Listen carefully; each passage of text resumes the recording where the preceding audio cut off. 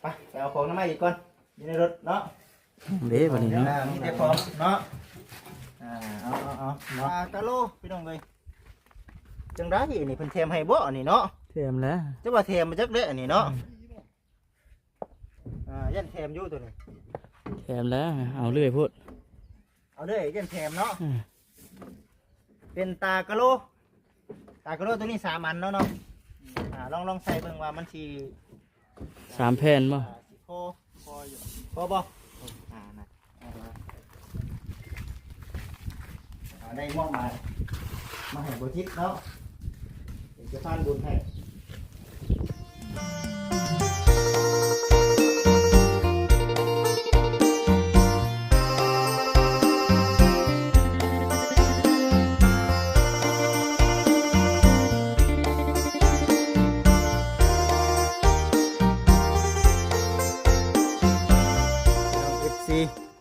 รอบสุดท้ายวันนี้ก็ได้เนาะผมกินนี่มอบทางซีให้กับน้องไส้ละแล้วกะมอบบกแก้วให้กับน้องถวยทองดีใจน้ำน้องๆเพิ่นสืบต่ออยู่ที่บ้านน้องดาวบ้านนี้ก็ได้ ไป เอาพี่น้องFCอยู่ดีมีแห้งเบิดทุกคนสบายดีเนาะ ไปย่างก่อนเด้อเด็ดพี่น้องเนาะสบายดีเด้อพี่น้องเอ้ยถึงวันนี้ก็มีข่าวดีหลายคนแท้เด้อมื้อนี้เนาะจักน้องดาวจักน้องไปทองแน่น้องสลาพวกฮะจมมาซั่นแล้วจ้ะสบายดีพอเลย สบายดีเนาะ พอแล้วบ่ พอแล้วเป็นเบิดเด้อพี่น้องเนาะมาชื่อมาได้2 คลิป 3 คลิปยังไม่เอาลงดอกลง2 คลิปนะเบิด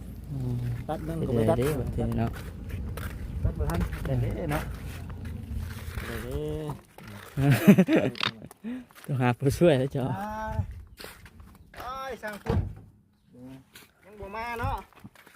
อาการนักบ่หรือว่าจังไดสั่งพุทธเนาะ จุดตัวนี้ก็เป็นกลับได้เฮาก็ได้เนาะ จบจังนี่ครับแหละบ่เพียงมื้อเลยเนาะมาได้ดิโอ้เอาเนาะคือว่าสิประมาณนี้พี่น้องเอ้ยเดี๋ยวน้องสบายดีไปเอาของน้ำมาอีกก่อนอยู่ในรถเนาะ เด้บัดนี้เนาะ มีแต่ของเนาะเอาเนาะโอ้มันยังไงกระแทะอันนี้ ลองบ่นะโอ้ข้างนี้ก็มีได้บ่จิได้น่ะอย่าหาทำ อย่าได้บ่ได้มาหาน้องดาวเลยแหละพี่น้องเอ้ยเนาะ หืม ปึ๊บช่างพุทธเพิ่นยุดเนาะเพิ่นบ่สบายลงท้องบ่ได้ก็ได้เด้อนี่ยิกนี่เนาะทำได้ที่จะให้ยิ้วนี่เนาะ นี่เท่อยู่หรอ บอกคำมาพี่เป็นตากะโลพี่น้องเลยจังได้นี่เพิ่นแถมให้บ่อันนี้เนาะ เทียมแล้ว จะว่าแถมมาจักเด้ออันนี้เนาะยันแถมอยู่ตัวนี้ เทียมแล้วเอาเรื่อยพูด เอาเด้อยันแถมเนาะเป็นตากะโลตัวนี้3 อันเนาะลองใส่เบิ่งว่ามันสิ 3 แผ่นบ่ พออยู่พอบ่น่าจะพออยู่ดิพอกะ จะซื้อมาแจ็คเก็ต บ่เชียงหน้าเอาก่อน นั่นก็เปิดใส่น้ำนี่เลยแล้วแผ่นหนึงนะ บ่กล้าเอา2 อันไหนหนักเนาะ3 เซตโอ้แถมบ่ฮะแถมบ่ แถมแล้วซื้อเรื่อยพูดบ่อยู่ ซื้อได้เป็นแถมดิ ซื้อเรื่อยซื้อเรื่องอะไรก็แถม ซื้อต้องเป็นแถมเนาะเป็นเอ้ยเคซี่เนาะเคซี่เนาะก็ให้ขอให้ได้เอ้ยเด้อเนาะว่าอย่าจะกันได้เคซี่เนาะได้มอบมาให้บ่ทิศเนาะเดี๋ยวจะพานบุญให้แค่ละ250 บาทเด้อพี่น้องวิซี จะนั่งรถไปใจน้ำขนมเดี๋ยวสิไปใจรถเล็กถ้าไปเนี่ยสิไปใจใจก็ฟังมือ ตอน เลย ตอนไปซื้อเจ้ากับบ่จ่ายเลยเนาะ ลืมเลยเข้าไปเข้ามาเลยใช่ปะ750คูณ จะรับลืมไม่ได้ผม 750 บาทเนาะ750 บาท ถึงเงินกีบได้บัด เงินกี่เดียวคูณกันเพื่อนเนาะไปเพื่อนนะนั่งมันไปไหม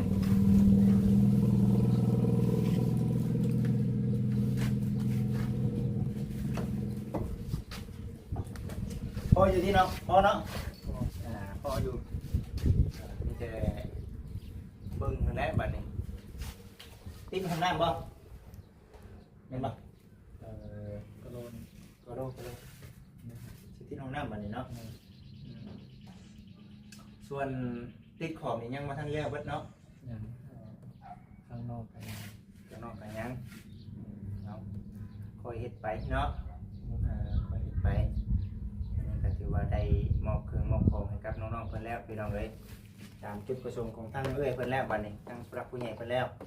มีแต่ว่ารอเบิ่งบัดนี้เนาะรอเบิ่งผลงานว่าสิเป็นจังได สิเริ่มติดเมื่อใดจ้ะ เบิ่งก่อนยังหามือหางานอยู่ โดย ยังอันรอทางอันนั้นบ่สร้างพูดเพิ่นบ่อืมคำแล้วก็ยังฮ้อนอยู่เนาะ เอาจังหวะกันจะเดินน้องเด้อเนาะ โดย ทางไงก็เดี๋ยวสิมาอัปเดตให้กับพ่อแม่พี่น้อง FC เบิ่งคนแรกกันว่าสั่งพุดเพิ่นนั้นมากกับอันใดที่เฮาติดแรกก็ติดไปเนาะอันใดเฮารับอยู่จ้ะเป็นครบๆนั่นแต่น้องเฮ็ดเองบ่ ติดติดตัวบนบันไดนะ เฮ็ดเองเนาะขอบเด้ขอบเพื่อนนี่เด้ ขอบเพื่อนสร้างพุทธกินน้ำเพื่อน ขอบเพื่อนสั่งพุดติดน้ำคือกันเนาะ ส่วนบันไดนี้น้องเฮ็ดเองห้องน้ำนี่ก็น้องเฮ็ดบ่เอามีแต่คอยเฮ็ดไปเนาะคอยเฮ็ดไปว่าเฮ็ดแล้วก็แล้วไปมีแต่ว่าเราเบิ่งเราชมไปน้ำกันพี่น้องบัดนี้คือของก็ทางบริษัทเองได้จัดการตามที่ทางผู้ใหญ่เป็นมอบมาให้แล้วเราเบิ่งเราชมไปน้ำกันพี่น้องเลยบัดนี้ก็ได้ถือว่าดีใจเนาะดีใจหลายที่ทางเอื้อยเพิ่นมอบเบียงมอบงานให้ก็ได้ว่าเดี๋ยวรอบแรงว่าซั่นอันนี้ขี่รถไปเอาไม้ได้นี่มาเมื่อเช้านี่เขาอยู่ห้านเขาบ่ได้มีเนาะเขาเจ้าหากะเอามาแต่ว่าเอามาแล้วก็รอเบิ่งไปบัดนี้สิเป็นจังไดนี่แหละพี่น้องเอ้ยครับช่างพุทธเนาะบ่ได้มาเลย พังเบิ่งมื้ออื่นเนาะ เพิ่นให้ลูกมาบอกว่า โดยต้องมาเวียงเพิ่นออกการซื้อพิยามสร้างพุทธกัน โอ้เพิ่นออกไปไว้นี่บ่ โดย อาการเป็นจังไดว่าซั่นติ โดย ฟังเบิ่งกันว่าบ่ดีบ่ไข้มื้อหน้าสิไปอัปเดตแล้วเนาะ โดย วันนี้ยันบจิตพาไปเอาเนื้อหมูกับปลาทูน้ำแน่ยันบุตรงบุทันเดี๋ยวมันคำก่อนบุคำนี่ก็จังหวะ ลงเพื่อนเลยก็ได้นะ ลงเพลินเลยเนาะ มื้อเจ้าจังมาเอา มือไปยังสีมา เอาไปแต่เช้าอยู่แล้วมื้อ มือนะเรียกงานทางไหนดิมือนี่เนาะแมนยูขึ้นเฮือนเขาเจ้าเอ้ยโมเมนโมเมนเด้ บ่แม่นมื้ออื่นบ่ โมเมนมือนี่ขึ้นเฮือนน่ะเนาะว่าเสียงน่ะ มื้อ มือ อื่ อื่ น นขึ้นเฮือนน่ะ พร้อมกันกับมือแม่น เฮ็ดได้จ้ะ เบิ่งบ่ยากอีกตามสภาพการเพิ่นแหละเรียนจังหวะกันอีกเทื่อก็คือว่าแหละพี่น้องเอ้ยเดี๋ยวสิกลับจากนี้ก็ไปรับเนื้อหมูเบิ่งเลยสิ้นหมู ยังไว้ เมื่อสิ้นหมูเนาะเพิ่นเนาะ โดยเป็นกับประตู ปลาทูได้กินแล้ว ยัง เอ้าเนาะปลาทูกับเพ่นชบเด้อพี่น้องเงือกก็เราเพ่นชบเงือกนะก็เราอยู่ในริมปากเขาบอกคนนี้นะมันริมปากบัวเนาะมันอยู่หันแหละมันก็สีหยาบๆแน่ดอก มันก็เป็นสีหยาบ FC เพิ่นคอมเมนต์กันก็มาว่าเป็นจังไดบ่จิตว่าซั่นคือบ่ฮู้ว่าซั่นเอามาให้น้องเพิ่น เป็นพริกหมักพายหมักเด่นหมักนาวหมักหุ่งก็ยังเลยเนาะ ยัง กินข้าวยังซั่นมื้อนี้ ปิ้งไก่ทั้งบ่เวียงซื้อมาให้ปิ้งตาม จะบ่ได้เฮ็ดเนาะเป็นอาหารสุกบ่เวียงซื้อมาสู่กินบ่ได้เซตู้เย็นไว้ก่อนเนาะ โดย เซตู้เย็นไว้ก่อนตำหมักหุ่งตำเองบ่ตำเองเป็นอยู่เนาะป่ะ เป็นอยู่ของบ่แซ่บ ว่าเราสิลองสีมือน้องดาวแล้วเนาะต่อไปก็ให้น้องดาวตำหุ่งให้กินเลยนะพี่น้องเลยมาได้เอาสักมื้อเนาะโอ้ดีได้ดีได้ โดย สีมือน้องดาวพี่น้องพี่น้องอยู่มาเนี่ยเอาดีใจน้ำน้องเด้อตากะโลก็ถือว่าได้ครบเป็นส่วนที่ทั้งเพิ่นบอกแล้ว โดย พ่อกับเราเบิ่งเราส่งไปน้ำกันมานี่เราซื้อมา3 7ก่อนเนาะ โดย เอาฉันน้องเลยเอามีแต่ให้ทั้งน้องขอบคุณทั้งเพิ่นนี่เด้อ โดย ซื้อตากระดูมาให้นะครับทุกสิ่งทุกอย่างเนาะที่เพิ่นได้ช่วยมา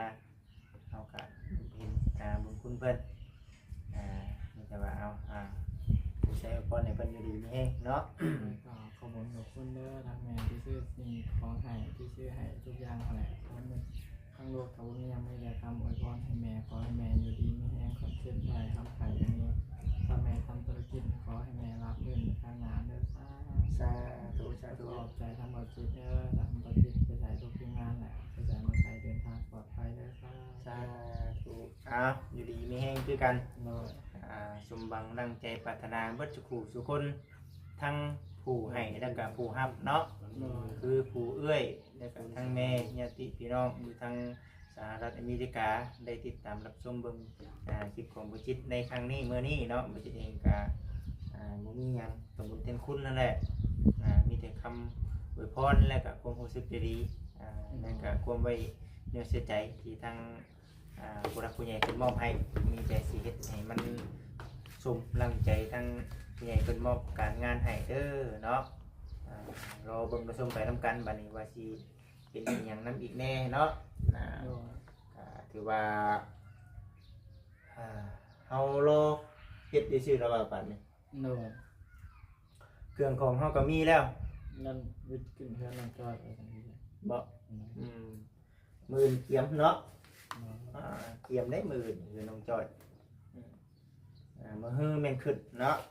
ขึ้นเอาเบิ่งไปนำกันเด้อสิเด้อเนาะเบิ่งไปนำกันสิเป็นจังไดบรรยากาศสิคึกคืนเป็นแบบใดก็เราเบิ่งเราชมนำ แม่น อันนี้ก็อยู่ในส่วนบ้านน้องดาวกับเฮาก็รอติดตามหรือว่าสิอัปเดตให้กับ FC ได้เบิ่งได้ชม FC เพิ่นบัดแห่งได้ถาเบิ่งอยู่ปานนี้ก็ได้ว่าฉันยังบ่ฮอดใส่บ่จิตบ่ได้เนาะโว้ยบ่เกี่ยวได้พี่น้องเอ้ยบัดนี้เนาะน้องๆเพิ่นเองเด้บัดนี้เนาะ ทั้งน้องๆกับสร้างนั่นแหละบัดนี้ มีแต่สิมาเบิ่งนั่นแหละพี่น้องเอ้ยเนาะเฮ็ดหยังมื้อนี้บ่ได้ฮะ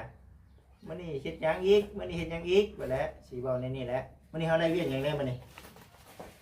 สวรรค์สิรินของ เนาะมื้อนี้ได้เวียกหนึงนี่เด้พี่น้องเอ้ยได้ช่วยกินดินออกจากห้องน้ำแล้วอาบน้ำอาบในก็สะดวกมันจังบ่ยากบ่เปื้อนเนาะนี่แต่โอเคแล้วคักแล้วบัดนี้รอเบิ่งไปบัดนี้น้องๆเพิ่นสิติดไปเป็นในลักษณะแบบใดเนาะ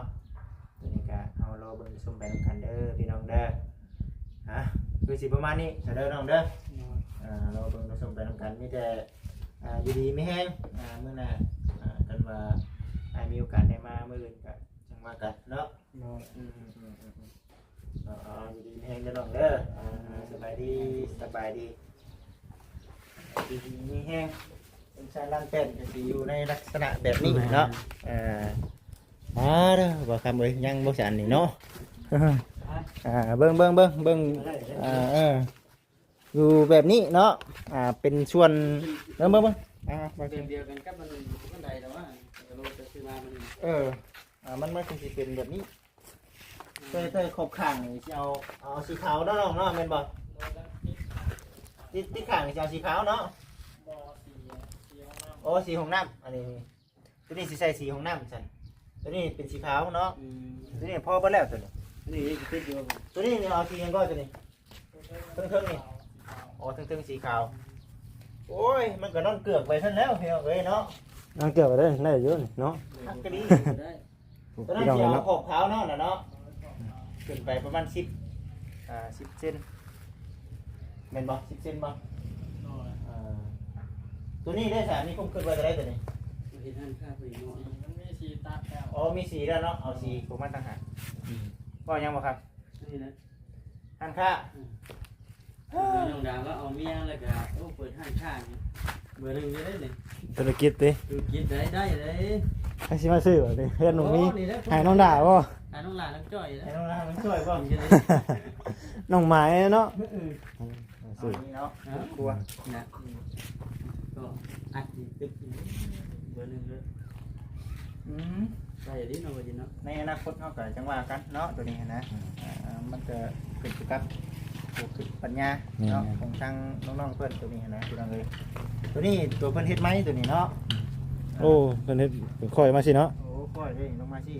เห็นน้ำใดบ่นี่ ให้น้ำใดส่วนตัวนี้นี่ก็ทุก หลอดแขก หวานบริท่าเนาะ หลอดแขกอยู่ดิ ไอ้นี่เนาะ เห็นติ ออกข้างออกนี่ ดราม่าเฮ็ดยังจะน้องดาว ที่เราจะไปเฮ็ดกบไก่ คือเข้าใกล้ อืมเป็นสิยังบัดนี่ เรามีแต่เบิ่งไปสั่งไปเนาะ เนาะ ไปเนาะ ตามสภาพการเนาะตามสภาพการทางเราเองก็พูดแล้วที่มาอัปเดตให้กับพี่กับน้องเบิ่งส่วนการเทเนาะการเทตัวนั้นน้ำแน่คือสิฮอดขึ้นรถขึ้นลาโอ้ยเนาะคักทีพี่น้องเอ้ยล้างลา ครับ เนาะ เนาะมีรถใหญ่ขี่ขึ้นไปหันได้นี่โอ้น้องดาวสิเอารถใหญ่บ่บัดนี่ นอนดูตั้งแคมป์รถก้อนไปสั่นน้องลาวอะเนาะ เอ้ย เนาะบดตัวนี้บ่มีวันติเห็นสารดันเป็นนี่พี่น้องเอ้ยว่างามเนาะทางมือจิตเองก็ถือว่าได้มีส่วนร่วมในการ เป็นซัน หน้าที่เป็นสะพานบุญให้กับทั้งผู้รักผู้ใหญ่ที่ว่าได้